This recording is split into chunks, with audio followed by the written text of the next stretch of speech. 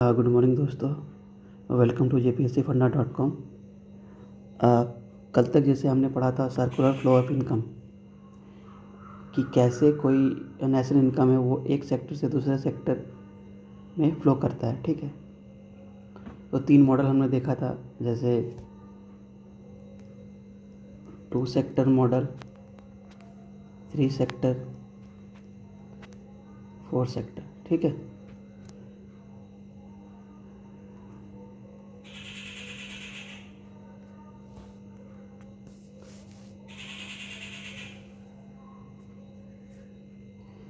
To sector में आ गया था आपका हाउस होल्ड एंड फर्म्स, मतलब हाउस होल्ड और कंपनियां। 3 सेक्टर में हाउस होल्ड, कंपनियां और गवर्नमेंट। ठीक है, 4 सेक्टर में आ गया था हाउस होल्ड, कंपनियां, गवर्नमेंट और वर्ल्ड, जिसमें एक्सपोर्ट इंपोर्ट करते हैं। ठीक है, इसमें क्या होता है, हाउस होल्ड और फर्म्स के बीच गुड्स सर्विसेज का जो फ्लो होता है। ठीक है, इसमें तीनों के बीच होता है, इसमें चारों के बीच होता है। तो ये हमने देखा था। तो before we go there means ahead, we will again see circular flow of income into state economy. ठीक है, एक मिनट देख लेते हैं। जैसे इसमें मान लीजिए कि मतलब सिंप्लिसिटी के लिए हमारे पास 2 ही पार्टिसिपेंट है। एक है बिजनेस मतलब फर्म्स, कंपनियां, और एक है हाउस होल्ड। ठीक है, ये 2 है अभी के लिए।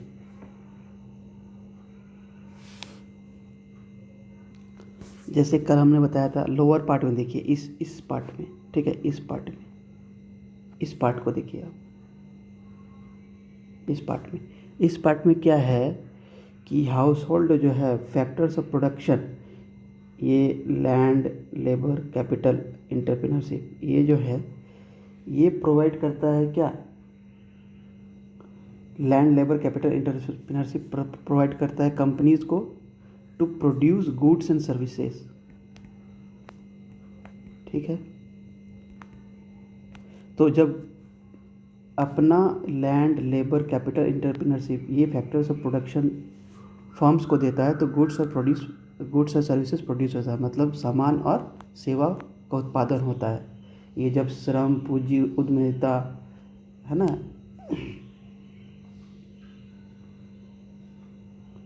और रिसोर्स देता है, तो गुड्स और सर्विसेज प्रोड्यूस होता है किसके लिए, कंपनी के लिए। ये अपना फैक्टर्स ऑफ प्रोडक्शन, अपना सेवा दिया, तो गुड्स एंड सर्विसेज प्रोड्यूस हुआ कंपनी में। तो इस लैंड, लेबर, कैपिटल, एंटरप्रेन्योरशिप, ये चारों के लिए कल ही हमने देखा था या पहले भी देखा था, क्या मिलता है, लैंड, लेबर, कैपिटल, एंटरप्रेन्योरशिप जब अपना सेवा देगा, इधर गुड्स और सर्विसेज प्रोड्यूस हुआ, तो इसको क्या मिलेगा, लैंड के बदले रिवार्ड्स कुछ मिलेगा, है ना, रेंट, वेजेस, श्रम के बदले मजदूरी, फिर कैपिटल के बदले आपको इंटरेस्ट। ठीक है, एंटरप्रेन्योरशिप के बदले प्रॉफिट, ये चीज़ें मिलेंगी। ठीक है, तो ये इनका इनकम हो गया हाउस होल्ड्स का। ये कहाँ से मिलेगा आपको, कंपनी देगी लैंड, लेबर, कैपिटल, एंटरप्रेन्योरशिप के बदले रेंट, वेजेस, इंटरेस्ट और प्रॉफिट, जो कि इसका हाउस होल्ड का इनकम हो गया। ठीक है, तो क्या देखा कि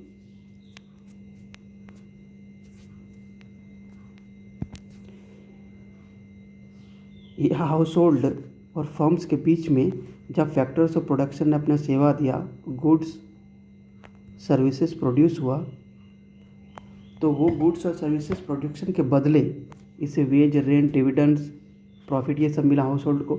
तो इनका जो एक्सपेंडिचर था, खर्चा था, इसका कमाई हो गया हाउस होल्ड का, फर्म्स का खर्चा हाउस होल्ड का कमाई हो गया। तो क्या हुआ,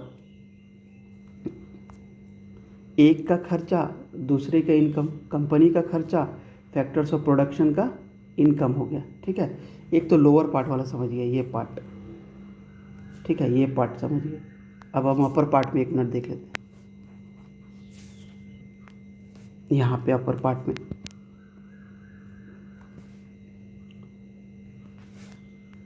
अब क्या होगा कि ये जो गुड्स और सर्विसेज प्रोड्यूस हुआ था, मतलब सामान और सेवा, ठीक है, ठीक है, ये हाउस होल्ड का ज़रूरत होगा कि कुछ अपना डेली नीड्स के लिए कुछ गुड्स खरीदे या कुछ सेवाई का सेवा खरीदे।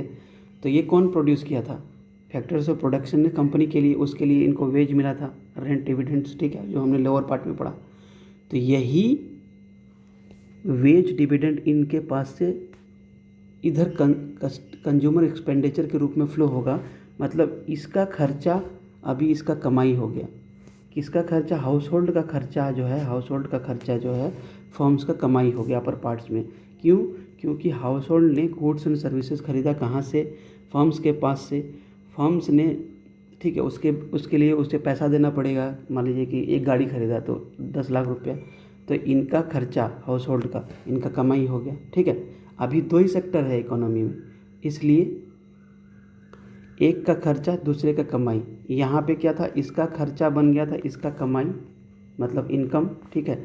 यहाँ पे इसका खर्चा बन गया इसका इनकम, मतलब हाउस होल्ड का, ठीक है। होप कि ये सर्कुलर फ्लो ऑफ इनकम समझ में आ गया होगा। फिर से एक एग्जांपल देख लेते हैं, ठीक है, क्योंकि यही बेस होगा आगे जाके, ठीक है। कि मान लीजिए ये फॉर्म्स जो है इसने मैन्युफैक्चर किया, मान लीजिए 100 करोड़ का कुछ सामान वर्थ का कुछ सामान प्रोड्यूस किया, ठीक है, with the help of house holds, ठीक है। अभी हम लोग क्या मान रहे हैं कि दो ही जो हमारा पार्टिसिपेंट है इकोनॉमी में, तो 100 करोड़ का गुड्स को कौन खरीदेगा? हाउस होल्ड ही खरीदेगा। तो ये 100 करोड़ अब कहाँ आ गया? मतलब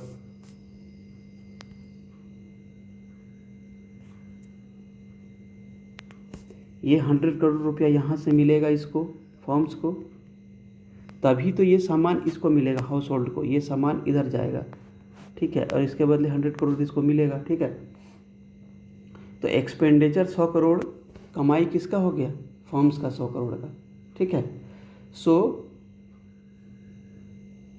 नेशनल इनकम हम लोग आइदर कंपाइल कर सकते हैं value of goods and services, ठीक है, 100 करोड़, या expenditure incurred by the house hold, मतलब खर्चा किया गया हाउस होल्ड के द्वारा 100 करोड़। तो किसी भी मतलब साइड से हम लोग इसको कैलकुलेट कर सकते हैं, ठीक है। एक का खर्चा दूसरे का इनकम बन जाता है, एक का खर्च, एक का एक्सपेंडिचर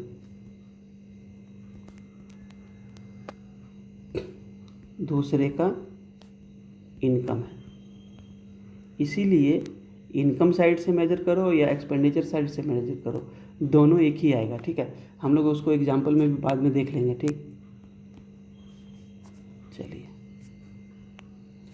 तो इसीलिए देयर आर 3 मेथड्स ऑफ आपका जो है मेजरमेंट ऑफ नेशनल इनकम। एक है एक्सपेंडिचर मेथड, मतलब हाउस होल्ड ने कितना खर्च किया, ठीक है, वही खर्चा मान लीजिए 100 रुपया, तो 100 रुपया कंपनी के पास जाएगी, तो 100 रुपया कंपनी का आय हो गया, ठीक है। तो जब आय हुआ तो कंपनी गुड्स और सर्विसेज जो उसने हाउस होल्ड को बेचा, तो उसको बनाने के लिए यही हाउस होल्ड लोग अपना फैक्टर्स ऑफ प्रोडक्शन दिया होगा, लैंड, लेबर, कैपिटल, एंटरप्रेन्योरशिप, ठीक है, दिया होगा ना। इसीलिए हाउस होल्ड का जो इनकम है फैक्टर ऑफ प्रोडक्शन का, उसका इनकम से भी इसको माप सकते हैं, ठीक है। और कंपनी जब कुछ रॉ मटेरियल को प्रोसेस करती है और फाइनल गुड्स बनाती है, यही तो मेजरमेंट होता है फाइनल गुड्स एंड सर्विसेज का। इसी का खर्चा या इसी को बनाने में जो फैक्टर इनकम ने कमाई किया, ठीक है, उसी को मापते हैं। तो फाइनल रॉ मटेरियल को फाइनल बनाने के दौरान जो कंपनी ने डिफरेंट सेक्टर्स में वैल्यू एडिशन किया, उसके सम से, जो जीवीए हम लोग पढ़े थे, उसके सम से हम लोग नेशनल इनकम को मेज़र कर सकते हैं, ठीक है। तो 3 मेथड होता है। तो अगर इस मेथड को करेक्टली किया जाए तो आउटपुट जो है हमारा इनकम, एक्सपेंडिचर, जो हमारा फाइनल गुड्स है, वो सबका मॉनिटरी वैल्यू सेम ही होगा, ठीक है। जो कंपनी ने आउटपुट प्रोड्यूस किया, जो फैक्टर इनकम का, जो मतलब लैंड, लेबर, कैपिटल, एंटरप्रेन्योरशिप का जो टोटल रिवार्ड होगा वो, और जो हाउस होल्ड ने एक्सपेंडिचर अनकट किया होगा, सब एक ही है, बस देखने का नज़रिया अलग है, अलग अलग एंगल है मापने का। ठीक है,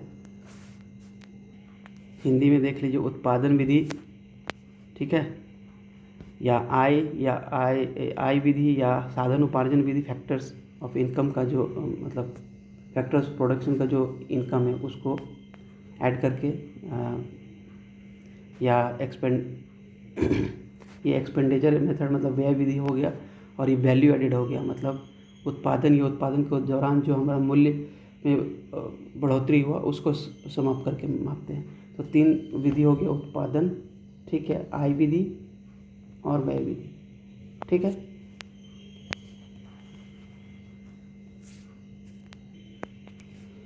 अब देख लीजिए कि क्या है जीडीपी एक्सपेंडिचर, जो मतलब जो आपका व्यय विधि है उसमें व्यय कैसे होगा, जब हम कुछ कंजम्पशन मतलब खरीदेंगे कंजम्पशन करने के लिए, तो उसमें जो पैसा देंगे तो हाउस होल्ड कंजम्पशन आ गया। ठीक है, गवर्नमेंट कुछ स्पेंडिंग करती है रोड बनाने में या मतलब कुछ और काम के लिए, ठीक है, या स्पेंडिंग इन्वेस्टमेंट करती है गवर्नमेंट या कंपनियां, ठीक है, किसी में इन्वेस्ट करती है, तो वो भी किसी बाज़ार में ही जाता है ना, किसी गुड्स और सर्विसेज खरीदती है उसी के लिए तो इन्वेस्टमेंट करती है।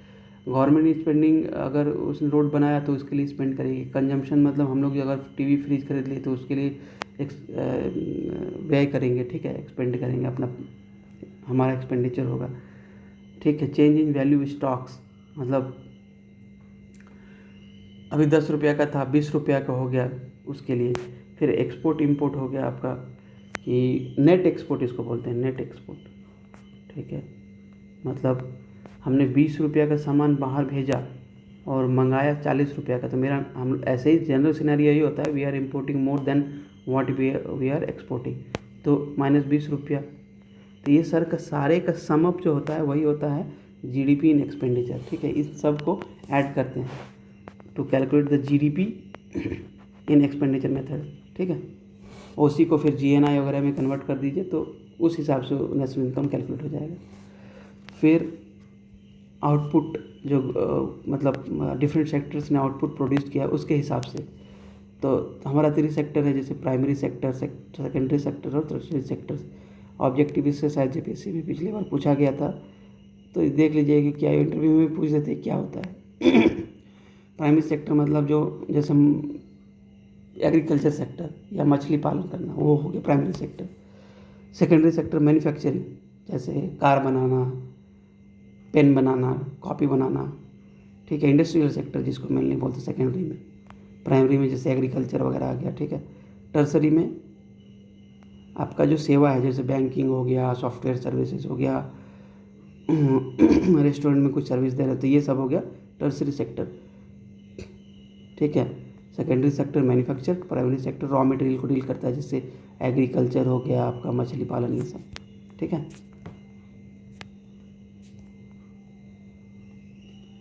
तो इन सभी सेक्टर्स में से, इन सभी सेक्टरों में जो भी प्रोडक्शन हुआ है उसके दौरान जो वैल्यू एडिशन हुआ है, वैल्यू एडिशन मूल्य संवर्धन, वैल्यू एडिशन मूल्य संवर्धन हुआ है, मूल्य में जो बढ़ोतरी हुई उसको समअप करके हम लोग जीवीए निकालते हैं। तो यही जीवीए समेशन क्या हो जाता है, जीडीपी।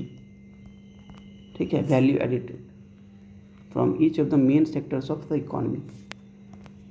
जो मुख्य क्षेत्र है इकोनॉमी के, उसके जो वैल्यू एडिशन है उसको, उसके संयोग से हम लोग आउटपुट मेथड को निकालते हैं। ठीक है,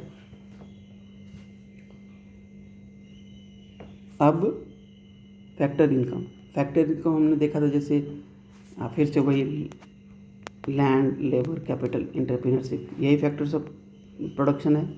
लैंड में रेंट मिलेगा, लेबर में वेजेस मिलेगा, कैपिटल में इंटरेस्ट, एंटरप्रेन्योरशिप में प्रॉफिट।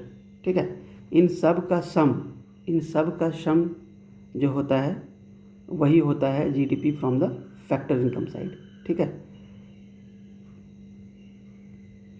देखिए यहाँ लिखा है profit of private sector, rent income from the ownership of land. ठीक है, इसको और थोड़ा विस्तार से हम लोग देख लेंगे लास्ट में, जब तीनों मेथड देखने के बाद। अभी जब भी लिखिएगा तो ये पहले आपको एक टेबल बनाना ही पड़ेगा। 3 मेथड है, क्योंकि all the goods and services produced should be converted into monetary value, ठीक है, ऐसे लिखिएगा। अकॉर्डिंगली इफ आइडियली यदि आदर्श रूप में कन्वर्ट मतलब कैलकुलेट करते हैं तो एक्सपेंडिचर जो है वो फैक्टर्स इनकम के बराबर होता है और वो होता है value added by the different sectors. इसीलिए 3 मेथड है आपका इनकम कैलकुलेट करने का, national income, GDP expenditure, GDP income और जीडीपी वैल्यू एडेड, और तीनों को आपको डायग्राम में इस तरह से दिखाना पड़ेगा टेबल में, या जैसे भी आप दिखाएं, ठीक है। उसके बाद देखते हैं, पहले मान लीजिए एक्सपेंडिचर मेथड ही देख लेते हैं, ठीक है।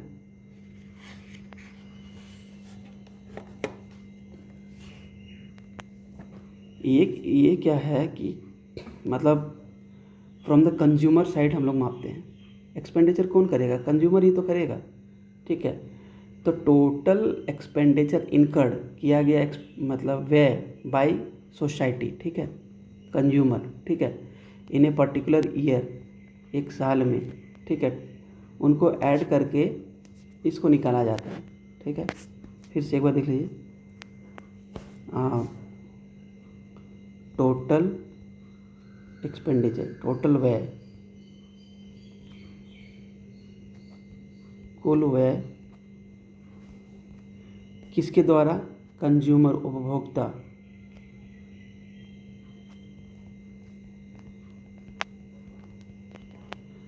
किसमें? एक साल में, ठीक है। का योग क्या कहलाता है? इनकम बाय एक्सपेंडिचर मेथड, ठीक है। इसको दूसरे में भी देख लीजिए। मान लीजिए कोई फर्म है, वो 10 रुपया का सामान प्रोड्यूस किया और समाज में डिमांड भी 10 रुपया के सामान का है, तो इसका जो आउटपुट हुआ कंपनी का, यही 10 रुपया फाइनल गुड्स का जो मान लीजिए कोई कंज्यूमर खरीदेगा तो यही 10 रुपया पे करेगा। तो मतलब इसका एक्सपेंडिचर और इसका आउटपुट सेम हो गया, हुआ ना। डिमांड सप्लाई का होता है। मान लीजिए मेरे एक ऐसे 10 कॉपी का ज़रूरत है और 10 कॉपी ही किसी फर्म ने प्रोड्यूस किया है कोई कंपनी में, तो 10 रुपया बराबर हो गया ना। तो यही बोलना था यहाँ, ठीक है। इसको इंग्लिश में एक बार देख लेते हैं कि क्या बोलते हैं इसको, ठीक है। GDP is estimated by expenditure made, GDP is estimated by expenditure made on purchase of final goods and services produced in a company in a given year, ठीक है। मतलब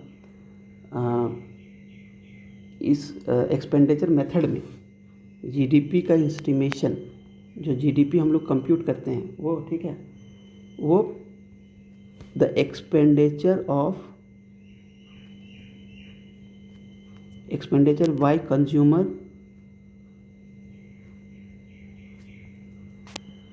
for final goods and services, ठीक है। ये होता है expenditure method. इसको हम लोग बोलते हैं, और एक दो नाम से बोलते हैं, जैसे इनकम डिस्पोजेबल मेथड,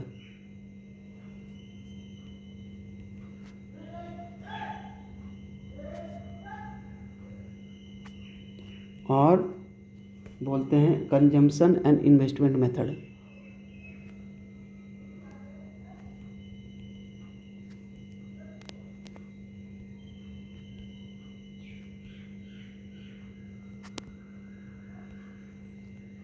ऑब्जेक्टिव आ सकता है, इसको अपना देख लीजिएगा, ये ऑब्जेक्टिव में आ सकता है, ठीक है। फिर से बोल ही देता हूँ, कंजम्पशन एंड इन्वेस्टमेंट मेथड और इनकम डिस्पोजल मेथड इसको बोला जाता है। इसमें बस आप टेक्निकल टर्म थोड़ा सा देख लेते हैं, ठीक है। यहाँ पे expenditure incurred by society in a particular year, ठीक है। उसमें क्या क्या आएगा? पर्सनल कंजम्पशन, मतलब व्यक्तिगत, जो उपभोक्ता ने व्यक्तिगत तौर पे जो उपभोग करने के लिए व्यय किया। फिर डोमेस्टिक इन्वेस्टमेंट हो गया। फिर गवर्नमेंट जो मतलब एक्सपेंडिचर करती है ऑन कैपिटल गुड्स, ठीक है, कोई मशीन खरीदने में, कुछ रोड बनाने में, इस तरह से। फिर शुद्ध, जो हम लोग ने देखे थे, शुद्ध निर्यात, मतलब एक्सपोर्ट माइनस इम्पोर्ट, ठीक है, और इसको इस तरह से डिनोट करते हैं, ठीक है। सी प्लस आई प्लस जी प्लस एक्स माइनस एम। सी क्या है? प्राइवेट कंजम्पशन, हम लोग या कोई कंपनी। प्राइवेट इन्वेस्टमेंट, ठीक है, आई।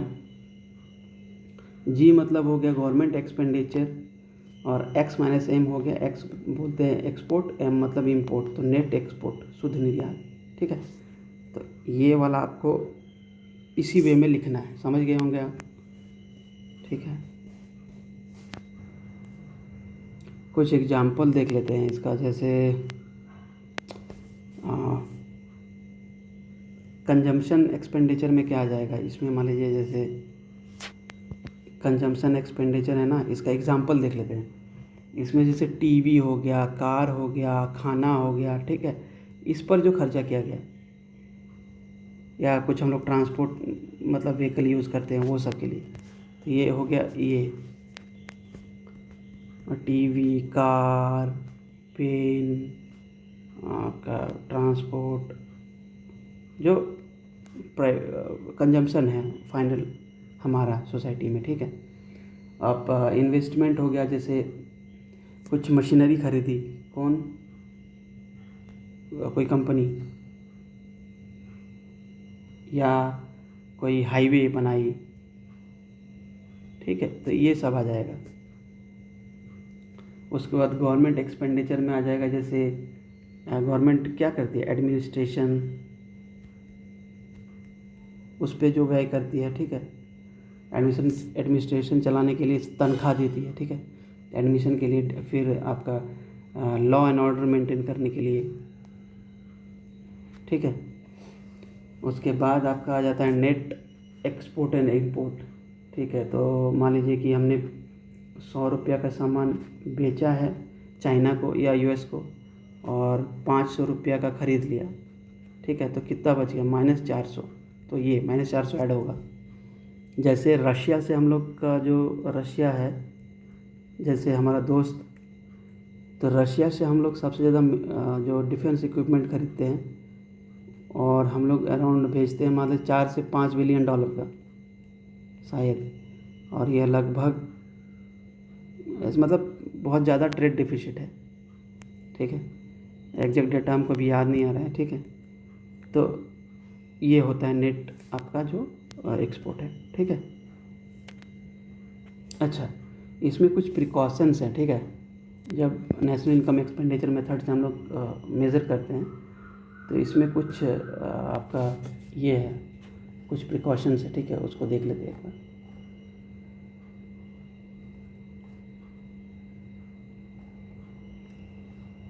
पहले तो सेकेंड हैंड गुड्स, मतलब जो सेकेंड हैंड गुड्स है उसको इंक्लूड नहीं करेंगे, नॉट इंक्लूडेड, क्योंकि सेकेंड हैंड गुड्स तो एक बार जब प्रोडक्ट, मान लीजिए कार है, कार तो ऑलरेडी प्रोड्यूस जब हुआ था, तो इसका तो एक बार हो चुका है ना, एस्टिमेशन एक बार हो चुका है। अब हम लोग क्या कर रहे हैं, सेकेंड हैंड मान लीजिए मेरे पास था, तो जब ये कार बना होगा, हमने ख़रीदा होगा, तो मेरा पैसा कंपनी के पास गया होगा। ठीक है, मेरा पैसा जब कंपनी के पास चला गया, तो दूसरा बार इसको थोड़ी ना लेंगे, एक बार तो हो चुका है, इसलिए सेकेंड हैंड गुड्स नहीं लेंगे। ठीक है, purchase of shares in secondary market, old share, ठीक है, और बॉन्ड्स, शेयर्स एंड बॉन्ड्स भी हो जाएगा यहाँ पे, सेकेंडरी मार्केट में नहीं। ये जो शेयर मतलब परचेस करने में जो एक्सपेंडिचर होता है, shares and bond in secondary market, उसको भी नहीं लेंगे हम, नॉट टू बी इंक्लूडेड। फिर ट्रांसफ़र पेमेंट मतलब जैसे ओल्ड एज पेंशन स्कीम हो गया, मैया योजना, या लाडली, जो भी है लाडली योजना बहना आपका, फिर छात्रवृत्ति वाला, जो कि कोई without any contribution in the work flow of economy people are getting money, मतलब आपको पैसा मिल रहा है लेकिन आपने कुछ काम नहीं किया। ठीक है, तो अपने गुड्स एंड सर्विसेज प्रोड्यूस किया ही नहीं, उसके लिए आपको पैसा मिल रहा है। ठीक है, ट्रांसफ़र पेमेंट, तो इसके लिए जो गवर्नमेंट खर्च करती है, ये सब इंक्लूड नहीं करेंगे। ठीक है, नहीं करना है ये भी। उसके बाद आ जाता है आपका एक्सपेंडिचर ऑन इंटरमीडिएट गुड्स, मतलब सोचो कि कोई मतलब फाइनल प्रोडक्ट जो है, मान लीजिए कि फाइनल प्रोडक्ट है ना शर्ट, तो शर्ट हम लोग खरीदे तो इसी पर जो हमने पैसा दिया उसी को खरीदेंगे। अब इस शर्ट को बनाने में जैसे मान लीजिए कि ये जैसे ये देख लीजिए कि ये यार्न है, मतलब पहले कॉटन होगा, फिर यार्न होगा, फिर आपका शर्ट होगा, ठीक है। मतलब पहले कपास, फिर उससे धागा बनेगा, फिर शर्ट बनेगा, ठीक है। तो ये यार्न जो है ये क्या इंटरमीडिएट गुड्स है, ठीक है। ये सब इंटरमीडिएट गुड्स है। फाइनल तो यहाँ है, जब हमने फाइनल प्रोडक्ट का एक्सपेंडिचर जो मान लीजिए मैंने शर्ट खरीदा उस पर 100 रुपया दिया होगा, ठीक है। तो 100 रुपये का तो इंक्लूड कर लिया, तो मतलब 100 रुपये के अंदर ये भी आता है ना, कॉटन का भी प्राइस, यार्न का भी प्राइस। तो फिर से यार्न और कॉटन का प्राइस नहीं लेंगे क्योंकि ये इंटरमीडिएट गुड्स है, मध्यवर्ती सामान, और ये अंतिम। तो हम लोग जैसे पढ़े ही थे जीडीपी में, क्या अंतिम वस्तु और सेवाओं को लेते हैं, ना कि मध्यवर्ती को। इंटरमीडिएट गुड्स सर्विसेज को नहीं लेते हैं, ओनली फाइनल गुड्स को। इसीलिए एक्सपेंडिचर और इनकर ऑन इंटरमीडिएट गुड्स को नहीं लेंगे हम लोग, ठीक है। ये सब नहीं लेना है। एक बार और देख लीजिए कि ये चारों चीज़ को हम लोग नहीं लेते हैं, नो, ठीक है।